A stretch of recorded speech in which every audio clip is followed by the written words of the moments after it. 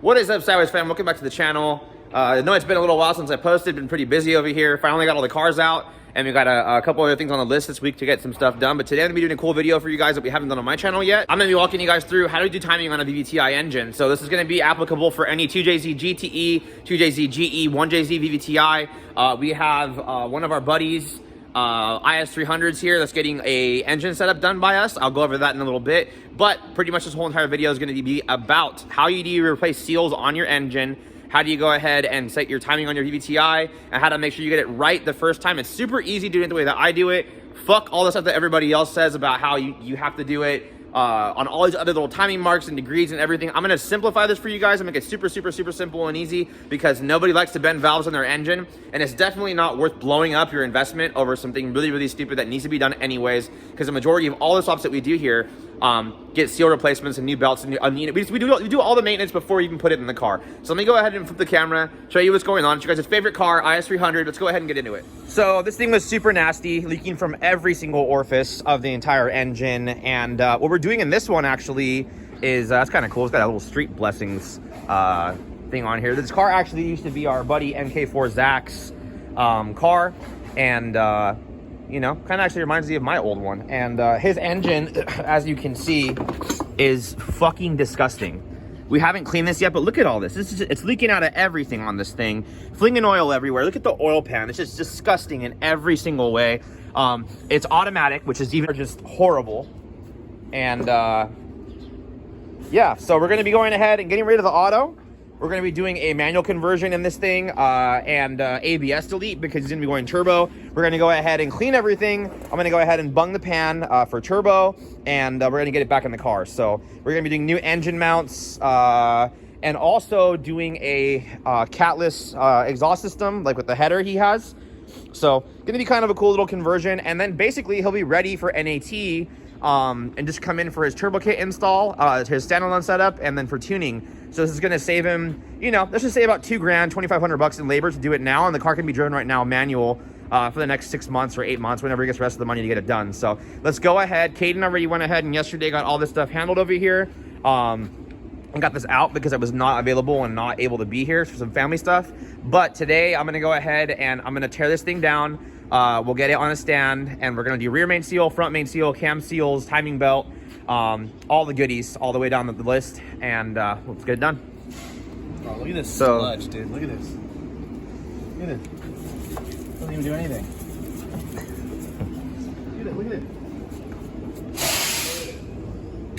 Yeah, she cleaned up pretty good now, so we're going to go ahead and get her lifted up, start doing all the maintenance on the top end, valve cover gaskets, get rid of all the silicone, wire wheel, everything closed and clean. And then Caden's going to use our pulley puller to pull the crank pulley off to get everything clean inside, because it's still super nasty in there, but the outside shell, you know, for the most part, is pretty much clean. I'll probably have to give it one more blast as well, because it's just that bad. Yeah, we'll just see how it goes. So front of the engine's torn down right now. We've already gone ahead and removed his front main seal out of there. His cam seal, you could actually see right here, was just like popping out. I don't even have to apply any pressure. It just just comes out, and it's rock hard, obviously. Yep, rock hard. So that's no good. So we're gonna go ahead and I'm gonna replace the cam seals right now, and then I'll go ahead and walk you guys into timing and how we do that. It's good too, because his water pump's been replaced. You can see the silicone right here as well. So that won't be something that we'll have to mess with, because we're trying to keep it low budget for the customer and everything like that too. So I'm going to put a new front crank seal in right now. We're going to put new cam seals in. We're going to go ahead and pull the VVTi apart in here. Alrighty guys, so cam seal is replaced. I got a new crank seal up in here now. All that's done. We're going to go ahead and get the rear cover cleaned up, and I'll slide the crank collar back on, and then I'm going to go ahead and walk you guys through quick for timing. So alrighty, so I'm going to show you how to do timing on this now that we got the backing plate on and we got it all together. So for the bottom down here, obviously woodruff key needs to be straight up and down. If you look at the crankshaft, you will see you'll have a dot right here and a line right here. That needs to be just completely lined up. Then you're going to go ahead and come over to your exhaust side. Pretty simple and easy. There's a dot here. Most places are going to tell you, oh, hey, you know, you need to line these things up at 15 degrees and fucking rotate the engine and do all this crazy like fuckery. We don't do that. All you got to do, you guys, it's really freaking simple, is this one moves. Yes, this is 100% makes sense that it moves, but this side, you're just going to make sure this side's lined up with the little notch right here. These are your timing marks right here, these little slivers right here. So you'll just run down this directly onto there, which is going to be your timing marker or whatever. Make sure the bolt's tight here, obviously, as well, because this cam gear moves, and there's a little alignment pin up in here. Basically, everything needs to be facing straight, just straight this way, straight that way, and straight down at the bottom. A lot of people get confused with this stuff. Like I said, all you're going to have to do, like, just easiest thing in the world, literally turn the cam gear all the way to the right, and then wherever this lands with you holding it here is where it's going to be. So right now, you can see we're a little bit off. We need to rotate this back a little bit. So I'm going to put, and just so you know, for sizes, it's going to be a 10 Allen socket or 10 Allen. Give me 1 second to pop this off.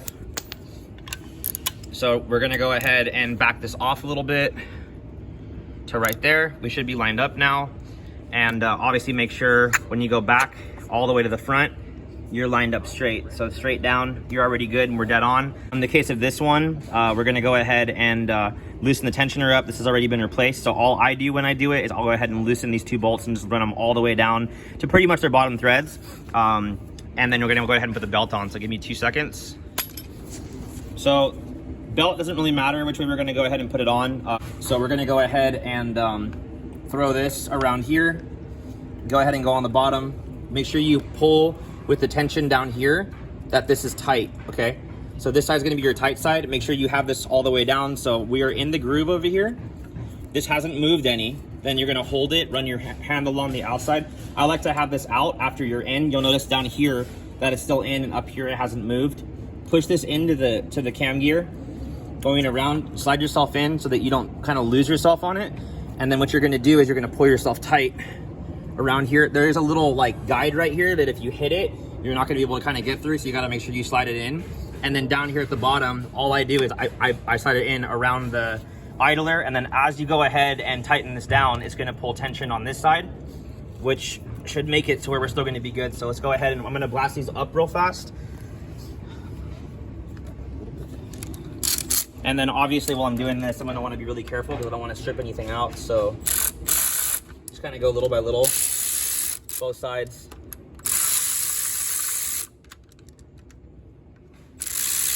I mean, it is aluminum and it can strip, so you're just gonna wanna go nice and slow.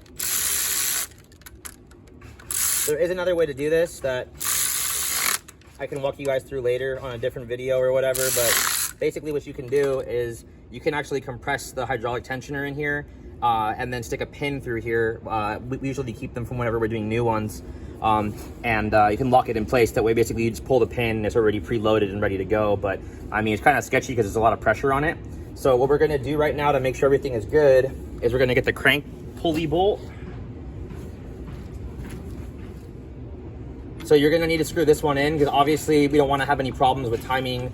We don't wanna have any problems with stuff bending or feeling weird. So I'm gonna go ahead, I'm gonna screw this in by hand. I could blast it down or whatever too, it doesn't really matter. And then we're gonna use a 22 socket and a 1/2 inch wrench or ratchet. And then basically we're just gonna give her a full rotation and see where she lands. So we're gonna go around. Ooh, this puppy is strong. You got a good engine there, bud. This thing is nice and tough. So you can see we're kind of coming around right now to TDC. You 1 revolution on the crank for 2 revolutions on the cam, because obviously they need to go around twice to be able to get it to be down here. So now we're gonna be down here. So down here, we're lined up again. You can see right here on it, just straight up and down, there's a little groove right here. Usually we paint pen them and stuff like that too. Not really too necessary. If you were to run straight down, you run straight down here, lined up, straight down there, lined up, and we're totally good to go. So not really too much of a big deal. We got homie's engine nice and cleaned up. Everything's all nice and pretty. Everything's been changed, so he's not gonna have any more crazy oil leaks.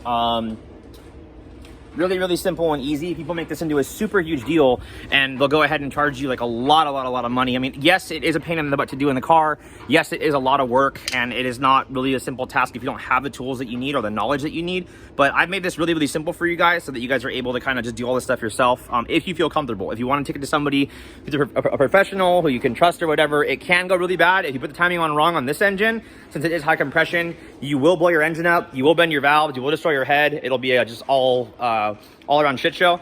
So hope you guys enjoyed the video. That concludes all the front maintenance you're going to be doing. Timing belt, I mean, water pump's pretty self-explanatory. Unbolt a few bolts or whatever, and yeah, now you guys can all do timing on your VTI stuff. So until next time, guys, peace. That was a lot of brake fluid flying everywhere. Oh my god.